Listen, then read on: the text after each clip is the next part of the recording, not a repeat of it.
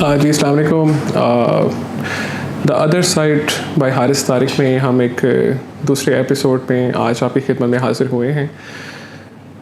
The other side का जो concept है वो बेसिकली जनरल पब्लिक को अवेयर करना है लीगल पॉइंट ऑफ व्यू से रियल एस्टेट के।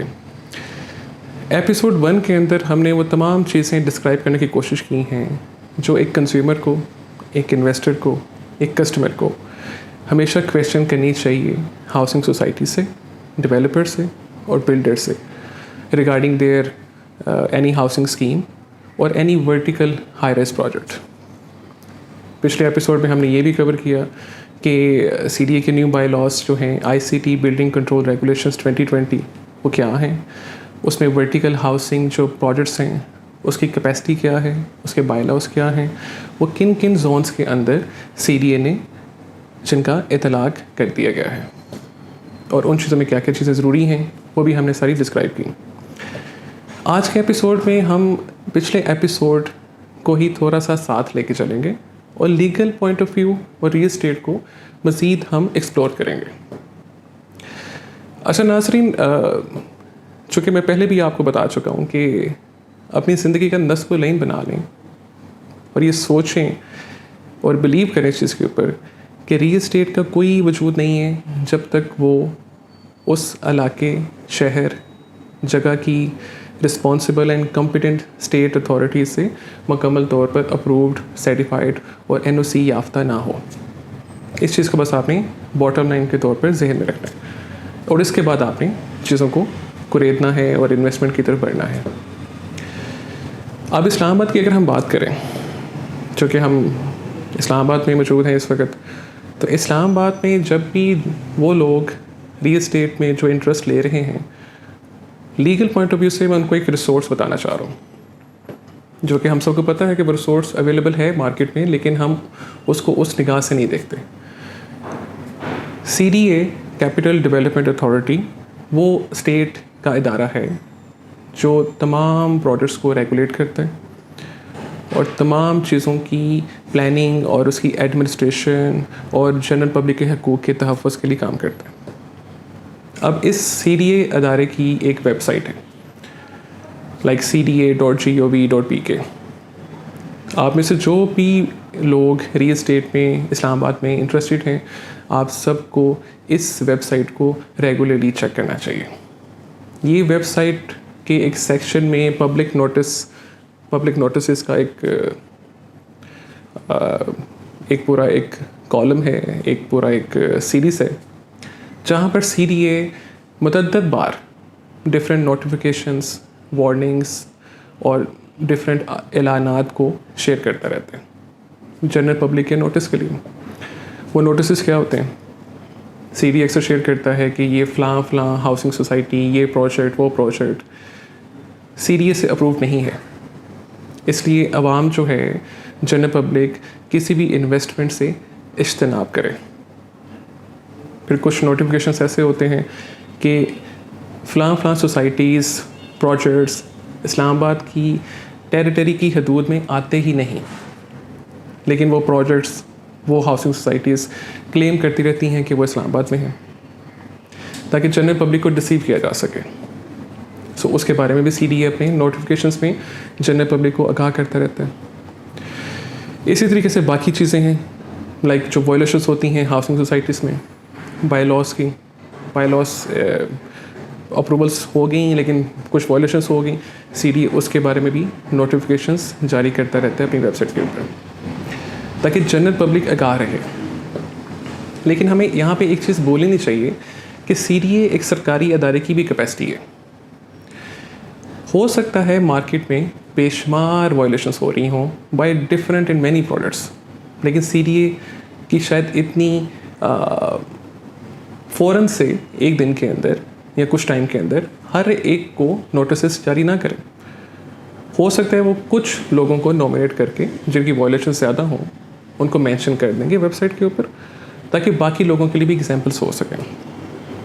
लेकिन एक बेसिक फंडामेंटल सीडीए की वेबसाइट से हमें मिल जाता है कि कभी भी इन्वेस्ट नहीं करना चाहिए जब तक सीडीए से जो इस इस्लामाबाद का मजाज अदारा है वहाँ से अप्रूव ना हो। सो बेसिक फंडामेंटल हमें वहाँ से मिल सकता है। अच्छा व्यूअर्स, जो दूसरी चीज़ है, दूसरी इम्पोर्टेंट चीज़ जो आपको ये बता सकती है कि कोई प्रोजेक्ट कितना अप्रूव है या नहीं है लीगली, वो कौन सा पैरामीटर है जिससे आप जज कर सकते हैं? वो पैरामीटर है डिलीवरी टाइमलाइन या कंप्लीशन टाइमलाइन। अब हमारी मार्केट में एक तासुर है कि जब भी कोई हाउसिंग सोसाइटी लॉन्च होती है, कोई वर्टिकल हाई राइज लॉन्च होता है बाय द डिफरेंट डेवलपर्स और बिल्डर्स, तो तासुर ये है कि उसका कंप्लीशन टाइमलाइन जो है वो बिल्डर, डेवलपर या हाउसिंग सोसाइटी की इंतज़ामिया देती है। ये तासुर दिया जाता है, हालांकि ये तासुर गलत है। हकीकत ये है कि जो भी प्रोजेक्ट्स वर्टिकल या हॉरिजेंटल हाउसिंग सोसाइटीज़ जब किसी मजाज अदारे यानी CDA से इस्लामाबाद में मिसाल के तौर पर अगर अप्रूव्ड हों, तो CDA उनको एक टेंटेटिव डेडलाइन देता है फॉर द कंप्लीशन कि इस ख़ास अरसे में आपने सारी डेवलपमेंट कर देनी है। और इस चीज़ की CDA डेवलपर, बिल्डर या हाउसिंग सोसाइटीज़ से मुकम्मल गारंटी और श्योरिटीज़ लेता है। वो गारंटीज और श्योरिटीज़ डिफरेंट किस्म की हो सकती हैं। वो लैंड प्लेज या लैंड हैंड ओवर की हो सकती हैं, वो अपार्टमेंट्स को प्लेज करने की हो सकती हैं, वो किसी हाउसिंग सोसाइटी में एक ख़ास सेक्शन में मौजूद अप्रूव्ड लेआउट प्लान के अंदर जो प्लॉट्स की कैपेसिटी है उसकी शक्ल में हो सकती है, ताकि डेवलपर और बिल्डर और हाउसिंग सोसाइटीज़ की चीज़ें जो प्लेज होती हैं सरकारी अथॉरिटी से उसको सेल ना करें जब तक डेवलपमेंट उस ख़ास अरसे तक पूरी ना हो जाए। सो जब भी आप रियल एस्टेट की इन्वेस्टमेंट करें तो इस चीज़ के बारे में ज़रूर सवाल करें। हमारे सोसाइटी में इन चीज़ों के सवालात ज़्यादा नहीं होते। क्या आपने कभी सोचा है कि क्यों नहीं होते? उसकी वजह ये है कि ज़्यादातर चीज़ें अप्रूव नहीं होती, क्योंकि अप्रूवल, लीगैलिटी ये डायरेक्टली लिंक्ड है किसी भी रियल एस्टेट के प्रोजेक्ट की सक्सेस से। और यही वजह है कि फिर लेटर जब लोग इन्वेस्टमेंट कर देते हैं तो वो फिर गैर यकीनी सूरत हाल में हालात आगे चलना शुरू हो जाते हैं, फेक क्लेम्स की शक्ल में, फेक हॉप्स की शक्ल में। तो वो चीज़ें उस तरीके से असरअंदाज और आवाम के मफादात को उस तरीके से प्रोटेक्ट नहीं करती। यही वजह है कि द अदर साइड जो हमने एक पूरी सीरीज़ शुरू की है जिसका 2nd एपिसोड है, उसमें हम ये बार बार इन चीज़ों को रेस कर रहे हैं ताकि हम मार्केट को उस तरीके से ट्रांसफॉर्म कर सकें जो फंडामेंटल्स हैं, जिसके बगैर गुजारा नहीं है। सो ये हमारा डिलीवरी एक टाइमलाइन था जिसका आप पूछें, आपका पूरा हक है।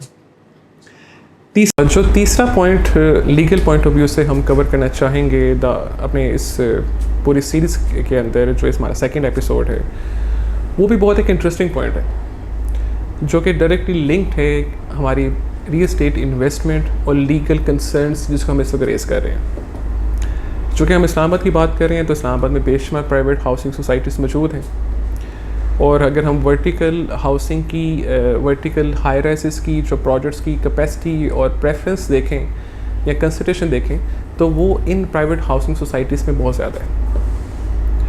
अब एक तासुर एक दिया जाता है। अब वो तासुर क्या है कि जब भी कोई project in private housing societies में लॉन्च होता है तो उनके अप्रूवल स्टेटस को किस तरीके से तशहीर किया जाता है ये मैं आपको बताता हूँ। वो होता ऐसे है कि जब भी कोई प्रोजेक्ट लॉन्च हुआ और उसकी अप्रूवल की कैपेसिटी को वहाँ की जो प्राइवेट हाउसिंग सोसाइटी है वहाँ से अप्रूवल लेकर फिक्स कर दिया जाता है और उसको मुकम्मल सर्टिफाइड या अप्रूव्ड कंसिडर किया जाता है। हालांकि ये ठीक नहीं है, ये तासुर गलत है। हकीकत ये है कि ऐसे तमाम वर्टिकल हाई राइज प्रोजेक्ट्स जो किसी प्राइवेट हाउसिंग सोसाइटीज़ के अंदर मौजूद हैं, वो जब भी लॉन्च होते हैं तो उनके लिए मैंडेटरी है कि एक तो वो अपनी जिस प्राइवेट हाउसिंग सोसाइटी में मौजूद हैं उस हाउसिंग सोसाइटी के बाय लॉज को पूरा करके वहाँ से अप्रूवल लें, और दूसरा उनके लिए मैंडेटरी है कि वो एरिया जिस एरिया में हाउसिंग सोसाइटी आती है वो सरकारी इदारा जो वहाँ का करता धरता है, जैसे कि CDA, अगर वो उसका एरिया है, उसके जुरिस्डिक्शन में आता है, तो उस प्रोजेक्ट का उस प्राइवेट हाउसिंग सोसाइटी के अंदर होने के बावजूद उसके लिए मैंडेटरी है कि वो CDA से भी अप्रूवल ले। यानी प्राइवेट हाउसिंग सोसाइटीज़ में फिर हकीकत में क्या चीज़ सामने आती है पॉइंट, कि प्राइवेट हाउसिंग सोसाइटीज़ के अंदर जितने भी वर्टिकल हाई राइज प्रोजेक्ट्स बनने जा रहे हैं या बन रहे हैं, उनके लिए मैंडेटरी है कि वो प्राइवेट हाउसिंग सोसाइटी के ऑफिस से भी अप्रूवल लें और वहाँ पे जो मुतल्लिका सरकारी अदारा है जैसे कि CDA है, वहाँ से भी मुकम्मल तौर पर अप्रूव्ड हों। देन ही उनकी लीगल कैपेसिटी को मेजर किया जा सकता है, स्केल किया जा सकता है। सिर्फ सोसाइटी से अप्रूव होना काफ़ी नहीं है। अगर जनरल पब्लिक के हम इन्वेस्टमेंट पॉइंट ऑफ व्यू को अगर प्रोटेक्ट करना चाह रहे हैं, तो हमें इन चीज़ों को कलीदी किरदार में सामने रखना पड़ेगा। और जहाँ पे हम कॉम्प्रोमाइज़ करेंगे as a citizens, as a public, वहाँ पर चीज़ें रिस्क की तरफ बढ़ती जाएंगी। सो इन चीज़ों को हमें अवॉइड करना है। अब पिछले एपिसोड के अंदर मैंने आपको कुछ न्यू बायलॉज जो CDA ने इंट्रोड्यूस करवाए हैं, जिसको हम ICT बिल्डिंग कंट्रोल रेगुलेशंस 2020 कहते हैं। इसमें CDA ने चूँकि एक सरकारी इदारा है, तो इस्लामाबाद में एक लैंड का इशू भी है, इतना लैंड बाकी नहीं रहा और आबादी बढ़ रही है, तो वो कम जगह के ऊपर एक वर्टिकल हाउसिंग का एक कंसेप्ट आ चुका है।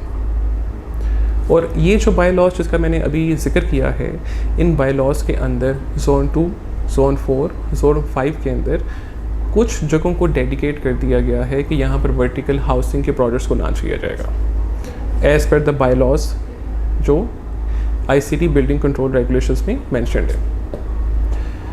अब वर्टिकल हाउसिंग जो एक कैटेगरी है वर्टिकल डेवलपमेंट की, ये एक ऐसी कैटेगरी है जिसमें कम स्पेस के अंदर आप ज़्यादा फैमिलीज़ को अकोमोडेट करेंगे और वहाँ पर एक सर्टेन ओपन स्पेसेस होंगी, पार्क्स होंगे, ग्रीन एरियाज़ होंगे, उस वर्टिकल प्रोजेक्ट की अपनी सर्विस रोड्स होंगी, पार्किंग्स होंगी, कम्युनिटी क्लब्स होंगे, पर्पस फिट मॉस्क होगी। अगर मैं आपको स्टैटिस्टिकली बताऊं तो 60% एरिया ओपन छोड़ना पड़ता है, 40% कंस्ट्रक्टेबल होता है। ये वर्टिकल हाउसिंग की कैपेसिटी, ये कैटेगरी है।